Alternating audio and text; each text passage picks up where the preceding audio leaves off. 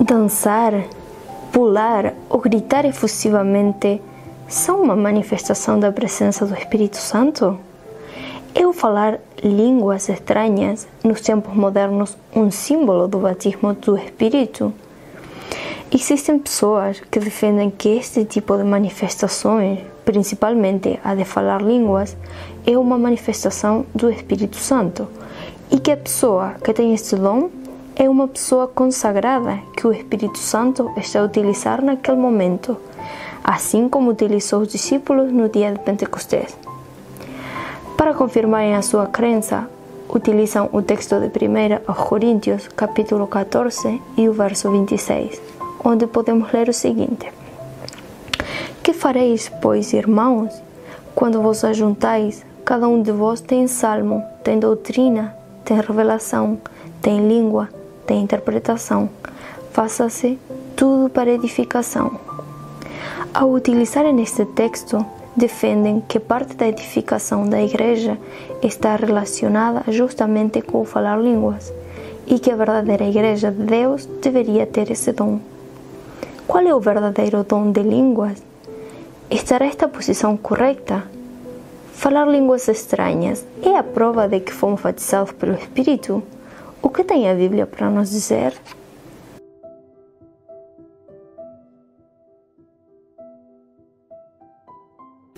O versículo 26 de 1 Coríntios, capítulo 14, fala realmente em língua e em edificação.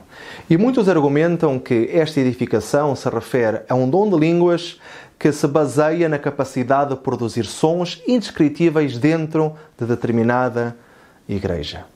Portanto, a pergunta que surge é: será que estes dons de línguas estão a servir para edificar a igreja? E se não estão a servir para edificar a igreja, será que elas são de Deus? Ou será que esses sons são de Deus?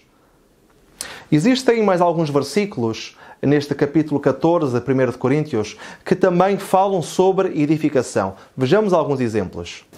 1 de Coríntios 14, 4.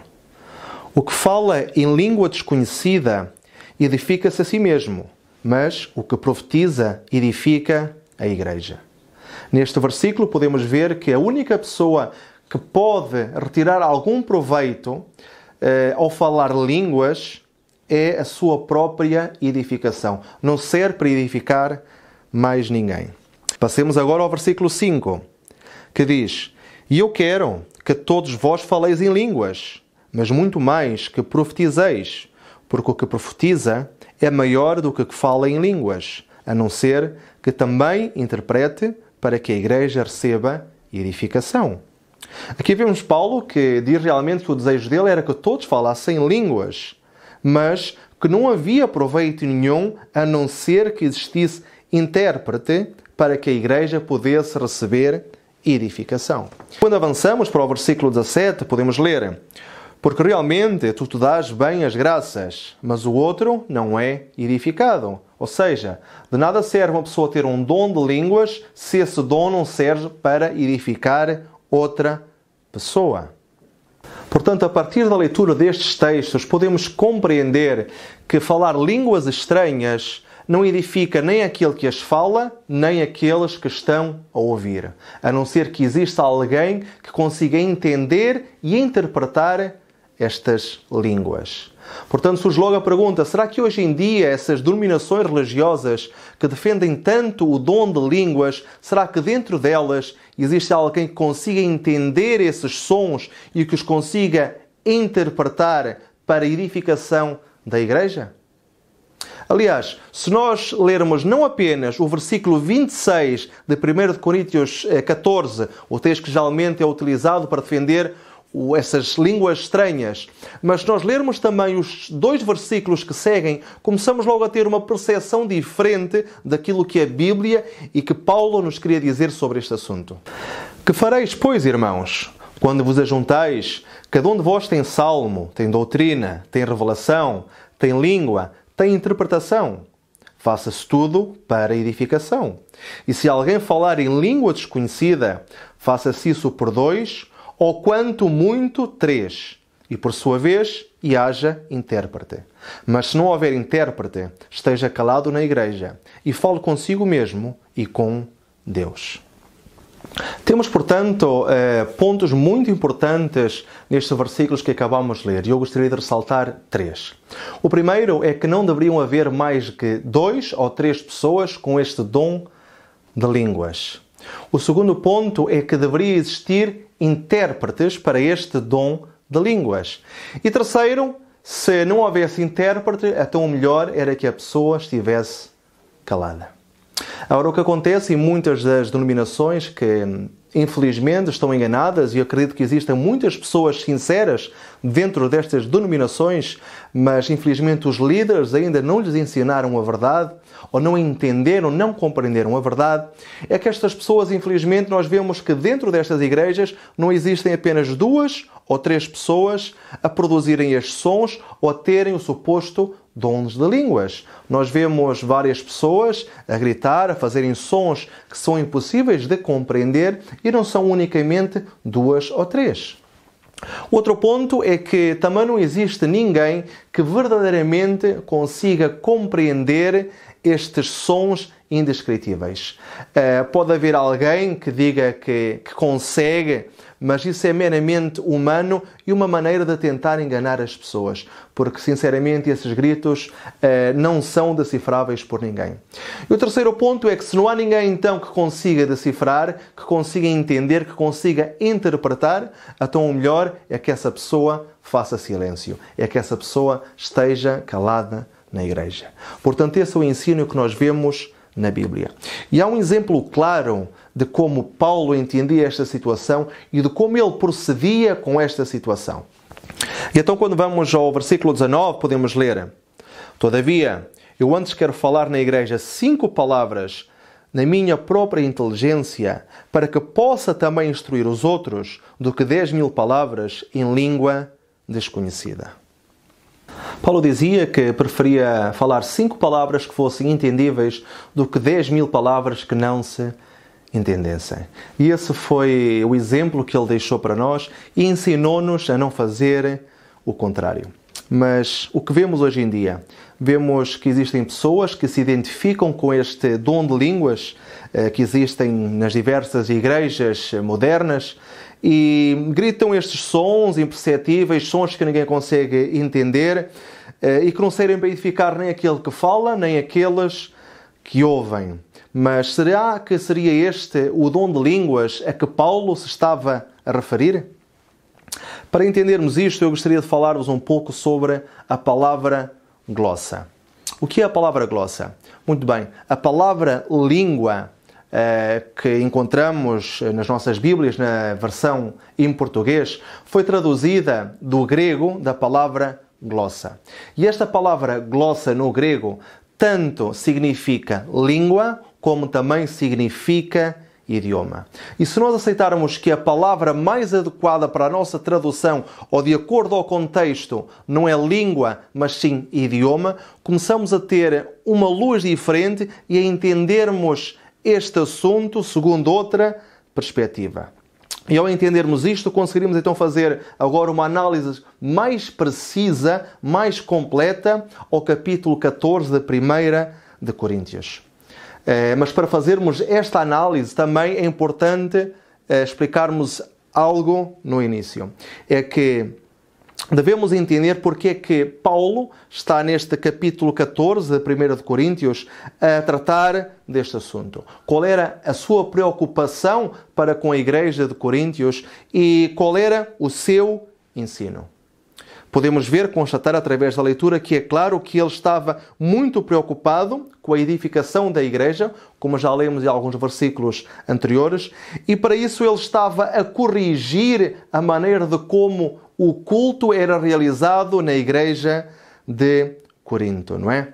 E então ele estava a corrigir tanto a nível de dom de línguas, como de profecias, como de canto, como também da maneira como a mulher deveria proceder na igreja, não é? Enfim, Paulo estava a tentar ensinar como é que os irmãos teriam e deviam proceder dentro da igreja de Deus.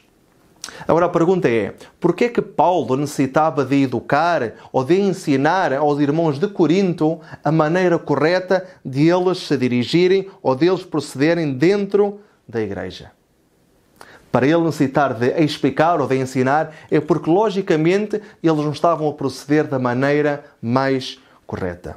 E Paulo, então, a partir do versículo 1 do capítulo 14 de 1 de Coríntios, começa então agora a ensinar os irmãos de Corinto a maneira correta de como eles devem proceder dentro da igreja de Deus. E começa a corrigir, logo a tocar num ponto muito importante, que é o orgulho. E muitos podem perguntar, o orgulho, mas porquê o orgulho? Porque nós lemos este capítulo e a palavra orgulho nem sequer aparece. Porquê é que Paulo estava então a corrigir o orgulho destes irmãos de Corinto?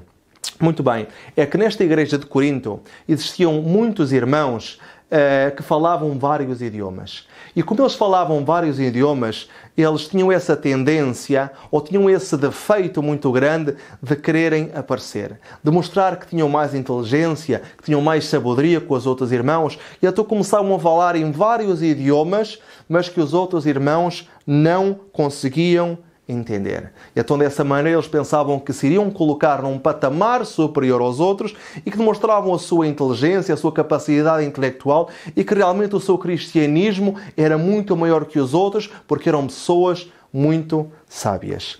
E isso é claro então que nós podemos entender quando nós começamos a ler o capítulo 14, desde o versículo 1, e não saltamos logo para o versículo 26, podemos começar logo a entender estas nuances, e se nós entendemos isto a partir de idioma e não de língua, nós conseguimos entender com mais claridade o que é que Paulo nos está a dizer. Portanto, vamos agora começar uma leitura a partir do versículo 1 para começarmos a entender com mais perfeição o que é que Paulo nos está a dizer. Segui o amor e procurai com zelo os dons espirituais, mas principalmente o de profetizar. Porque o que fala em língua desconhecida não fala aos homens, senão a Deus. Porque ninguém o entende e em espírito fala mistérios. Aqui claramente nós podemos entender, se uma pessoa falasse num idioma que os outros não conseguissem entender, de nada serviria, não é? Portanto, ninguém o iria entender e não era proveitoso. Os versículos 3 e 4. Mas o que profetiza fala aos homens para edificação, exortação e consolação. Mas o que fala em língua desconhecida edifica-se a si mesmo, mas o que profetiza edifica a igreja. Portanto, agora aqui Paulo diz que aquela pessoa que fala num idioma estrangeiro não está a edificar a ninguém a não ser ele próprio, porque ele é o único que consegue entender aquilo que está a falar nesse idioma. O versículo 5.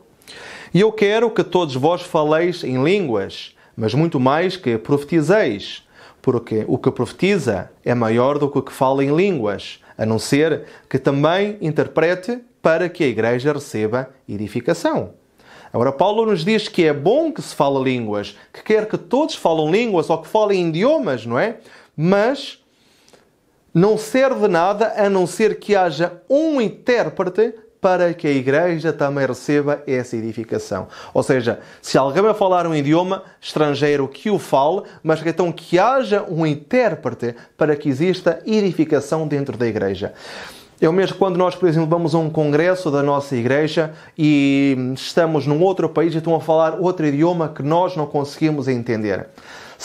Tiramos algum proveito? Serve de alguma coisa para nós? Claro que não. Mas agora, se houver alguém que estiver a interpretar esse irmão que está a falar nesse idioma estrangeiro e que nós agora consigamos entender o intérprete, já vai ser proveitoso. Essas palavras já vão ser proveitosas para nós. Versículo 6. E agora, irmãos, se eu for ter convosco falando em línguas, que vos aproveitaria se não vos falasse por meio da revelação, ou da ciência, ou da profecia, ou da doutrina? Aqui novamente a mesma ideia. Se fosse Paulo falar em vários idiomas, de que aproveitaria estes irmãos se eles não conseguissem entender esses idiomas? No versículo 7 e 8, da mesma sorte, se as coisas inanimadas que fazem som, seja flauta, seja cítara, não formarem sons distintos, como se conhecerá o que se toca com a flauta ou com a cítara? Porque se a trombeta der som incerto, quem se preparará para a batalha? Portanto, novamente podemos ver esta ideia de que serve nós darmos todas essas mensagens num idioma ou com um som que ninguém consiga entender, se ninguém vai tirar proveito dessa situação, não é? Por isso é que no final diz quem se preparará para a batalha. De que serviria para nós se tivéssemos muitos irmãos a ensinarmos profecia para os tempos em que nós vivêssemos, mas se nós não entendêssemos nada? Qual seria o nosso proveito? Não seria nenhum. E por isso é que Paulo termina este pensamento dizendo no versículo 10: há, por exemplo, tanta espécie de vozes no mundo e nenhuma delas é sem significação. Nenhuma voz é sem sentido, nenhum som é sem sentido. Mesmo os animais, quando produzem um som, quando produzem um ruído, têm um sentido naquilo que estão a fazer. Seja muitas vezes para afoguentar um animal, seja para acasalar, seja para chamar uma cria, tudo é feito com um sentido. Quando Jesus andou aqui na Terra, e nós quando vemos o exemplo dele, ele era cheio do Espírito Santo, e nós não temos registado na Bíblia que Jesus, sendo cheio do Espírito Santo, tenha tido um episódio onde ele produziu certos sons que as pessoas não conseguissem entender ou que não conseguissem identificar. O mesmo com Estevão. Estevão, numa altura, também esteve cheio do Espírito Santo. E não há registro na Bíblia que ele produzisse esse tipo de sons que as pessoas não conseguissem entender e que não servisse para a edificação de todos aqueles que ouviam. Estar cheio do Espírito Santo tem que servir, é útil para algo e é útil para a ensinança de outras pessoas. Se isso não servir para edificar ou para ensinar outras pessoas, não pode ser um dom do Espírito Santo. Aliás, nós quando vemos muitas destas denominações religiosas que ensinam que o dom de línguas, que saltar, que pular, que dançar dentro da igreja, que é algo que é manifesto como o dom do Espírito Santo, não encontramos na Bíblia um respaldo para esse tipo de argumentações. Aliás, nós quando vamos a este mesmo capítulo 14 de 1 de Coríntios e vemos os versículos 33 e 40, podemos constatar, podemos analisar que Paulo está a ensinar precisamente o contrário. Se não, vejamos. Porque Deus não é Deus da confusão, senão de paz, como em todas as igrejas dos santos, mas faça-se tudo decentemente e com ordem. Portanto, danças, gritos, pulos que trazem confusão, desorganização para a Igreja de Deus nunca podem ser uma manifestação dos dons do Espírito Santo. Aliás, o mesmo Paulo, na carta aos Efésios, capítulo 4, versículos 30 e 31, vem dizer claramente que esse tipo de atitude dentro da Igreja do Senhor entristece o Espírito Santo. E não entristeçais o Espírito Santo de Deus, no qual estáis selados para o dia da redenção. Toda a amargura, e ira, e cólera, e gritaria, e blasfémia, e toda a malícia sejam tiradas de entre de vós. Portanto, se estes gritos, estes sons imperceptíveis, estas danças são feitas dentro da igreja, entristecem o Espírito Santo, será que isto pode ser um dom do mesmo Espírito Santo? Logicamente que não, é impossível. Agora, poderá haver pessoas que perguntem, então mas porquê é que eu, ao pegar na palavra glossa, que tanto pode servir ou pode ser traduzida como idioma ou como língua, porquê é que eu tenho que aceitar que é idioma e não língua? Porque se nós traduzimos para idioma, favorece, logicamente, um ponto de vista. Se traduzimos para língua, vai favorecer o outro ponto de vista. Então, como é que nós poderemos ter a certeza de que realmente a tradução correta para este contexto que nós estamos aqui a referir-nos é idioma e não língua? Muito bem, para entendermos isto, temos que analisar quando é que esta palavra foi utilizada pela primeira vez, em que contexto e para que é que serviu. E dessa maneira nós vamos poder entender qual é a tradução mais correta, idioma ou língua. E para isso então temos que ir ao livro de Atos, capítulo 2, que nos fala sobre o dia de Pentecostes. E aqui nós poderemos então entender realmente qual é a tradução mais correta e qual é o significado, para que serve, qual é o propósito deste dom de línguas. E cumprindo-se o dia de Pentecostes, estavam todos reunidos no mesmo lugar. E de repente veio do céu um som, como de um vento veemente e impetuoso. E encheu toda a casa em que estavam assentados. E foram vistas por eles línguas repartidas, como de fogo, as quais pousaram sobre cada um deles.